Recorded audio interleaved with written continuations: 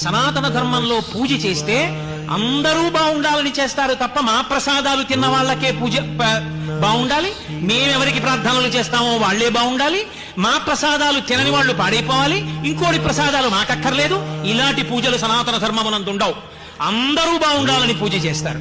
అందుకే లోకా సమస్తా సుఖినో భవంతు, అందరూ బాగుండాలి. ఈశ్వరుణ్ణి వ్యతిరేకించిన వాళ్ళు కూడా బాగుండాలి, వాళ్ళల్లో కూడా మార్పు రావాలని పూజ చేస్తారు. అందుకు 108 నామాలు. ఎవరు పుట్టినా ఆయా నక్షత్రాన్ని చెప్తారు. పుట్టినప్పుడు వారం ముఖ్యం కాదు, తిథి ముఖ్యం కాదు, నక్షత్రం ముఖ్యం. మీరు ఏ నక్షత్రంలో ఏ పాదంలో పుట్టారో దాన్ని బట్టి జాతకం వేస్తారు. జనన మరణముల యందు నక్షత్రం ప్రధానం. 27 నక్షత్రాలు, ఒక్కొక్క నక్షత్రానికి 4 పాదాలు. 27 × 4 108 పాదాలు.